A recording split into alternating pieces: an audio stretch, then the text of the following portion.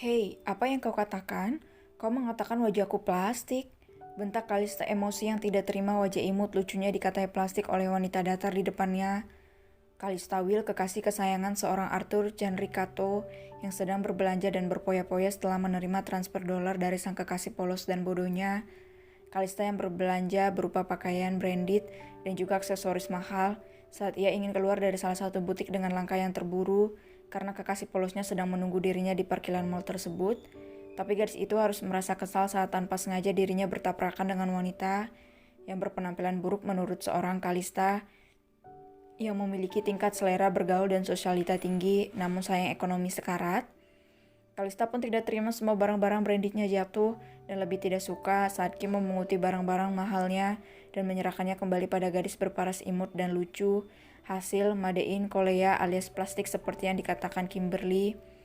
Ayolah, Kim adalah seorang mantan model kelas dunia dan seorang CEO di salah satu agensi model di Paris, jadi dia tahu dan mengenali wajah alami dan non-alami. Dengan sombong dan arogannya, Kalista menolak barang belanjaannya yang diserahkan Kim padanya dengan wajah cemoohan dan sindiran penuh hinaan. Tapi Kalista kali ini salah memilih lawan, karena lawannya kali ini adalah seorang Kimberly, si mulut pedas dan tajam bagaikan silet, dan terbukti baru beberapa kalimat sarkas yang diucapkan Kim sudah membuat Kalista kepanasan akibat mulut pedas Kimberly. Kini manik coklat Kalista masih menyoroti manik indah Kim. Kalista sejenak kagum pada manik biru kehijau-hijauan Kim, tapi dia menepis rasa kagum itu, dan rasa kagum itu berubah rasa iri. Ia tidak terima atas keindahan wajah bak boneka di depannya. Oh iya, jangan lupa body Kim yang begitu indah, bak model internasional. Kalista mengembang kempeskan hidung hasil tangan dokter itu dengan raut wajah yang sudah memerah padam sampai ke telinganya. Dia mendongakkan pandangannya untuk menantang Kim yang hanya menatapnya datar. Apa kau tidak mengenaliku? Tanya Kalista lantang yang membuat perhatian sebagian pengunjung mal tertuju pada mereka. Aku adalah kekasih dan juga calon istri dari pengusaha dan bilionari terkaya di kota ini, jadi jaga ucapanmu wanita murahan. Bentak Kalista, bangga karena ini adalah kesempatannya memberitahu kepada orang-orang kalau dia adalah kekasih seorang pengusaha sukses. Kim menambah kerutan di keningnya yang berarti wanita itu bertambah bingung. Aku tidak tahu dan tidak mau tahu, Nona, jadi ambil barang-barangmu ini dan pergilah, ujar Kim dengan wajah tenang. Dada Kalista yang tanpa spasi hasil meja bedah itu terlihat naik turun seperti seorang yang memiliki penyakit asma akut. Gadis itu begitu geram dan tidak terima dipermalukan. Kau, Hardi Kalista, sambil jari telunjuk kirinya dengan cat kuku berwarna pink cerah menunjuk hidung tinggi Kim yang bagaikan perosotan itu. Ambillah barang-barangmu ini, aku sudah muak melihat wajah tidak ratamu itu. Kau pasti melakukan operasi plastik dengan kalian dokter abal-abal. Saran saya, Nona, lebih baik kau mencari dokter yang handal dan kualitas terbaik untuk mengubah wajahmu. Lihatlah, hidungmu saja miring, ujar Kim sambil menunjuk hidung Kalista. Dan lihatlah kelopak matamu, besar sebelah.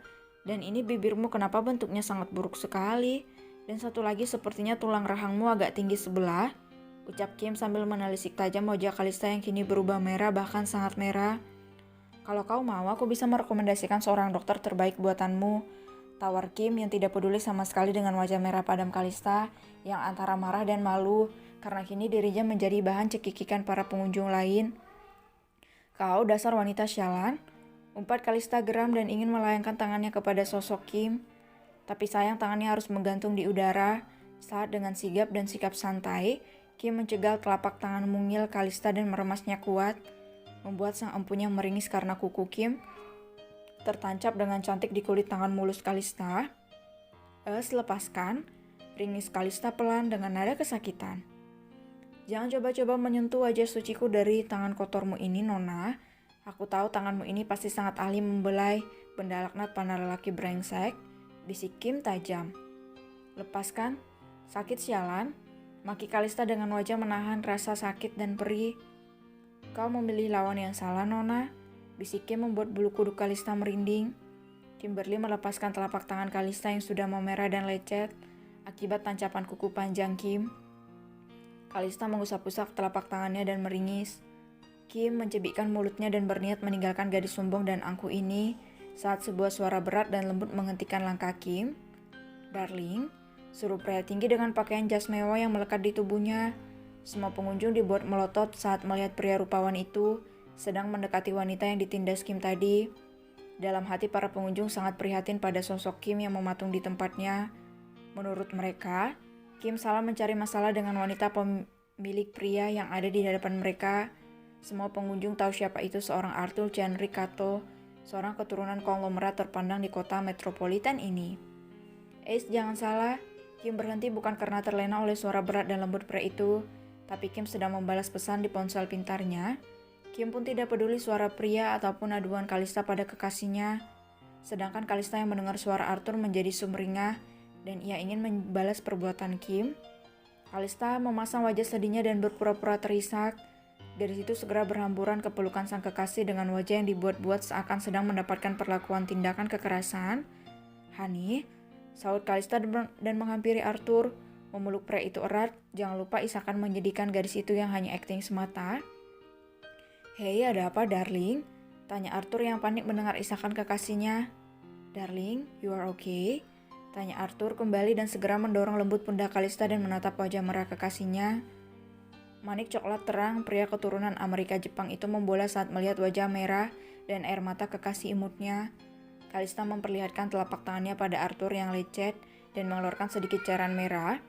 Arthur terkejut dan ia menatap Kalista sendu. Arthur membawa tangan lecet Kalista ke arah bibirnya dan langsung meniup dan mengusap-ngusap telapak tangan wanitanya. "Honey, kau tidak bertanya kenapa aku bisa terluka?" tanya Kalista berharap sang kekasih bisa membuat perhitungan pada Kim. "Kenapa sampai terluka seperti ini, darling?" akhirnya Arthur bertanya saat sibuk meniupi luka lecet kekasihnya. "Yes, akhirnya aku bisa membuat perhitungan padamu, wanita sialan," batin Kalista bersorak. Kalista pun melirik Kim yang sudah mulai melangkah untuk menyusul Jenny di sebuah butik. Kalista mengerahkan telunjuknya kepada punggung Kim yang mulai menjauh dari mereka. "Cepatlah berbuat sesuatu pada wanita itu, Honey," rengek Kalista. "Lihatlah dia melukaiku dan membuatku malu di depan para pengunjung. Dia juga menghinaku, Honey." Aduh, gadis itu dengan wajah menyedihkannya. Arthur menatap punggung Kim dengan marah. Dia pun mengikuti langkah Kim dengan langkah panjang. Dia tidak terima kekasihnya diperlakukan buruk oleh orang lain. "Tunggu di sini, darling. Aku akan membuat wanita itu bersujud padamu untuk memohon maaf. Kalau tidak, aku yang akan menghancurkannya," ujar pria bermanik coklat itu. Arthur yang sudah menyusul langkah Kim segera menjengkal tangan mulus Kim dan memaksa wanita itu berbalik padanya. Saat Arthur menarik paksa tangan Kim dan wanita itu spontan berbalik ke arahnya. Jantung Arthur berdetak kencang dan berdebar-debar. Ia membeku dengan mulut menganga dan mata berbinar penuh kekaguman pada wanita cantik bak boneka peri di hadapannya. Arthur meneguk ludahnya kasar. Arthur merasakan sebuah sengatan asing yang melandanya saat kulit mereka saling bersentuhan. Arthur merasakan hawa tubuhnya memanas dan oh iya, bagian bawahnya tiba-tiba mengembang sempurna.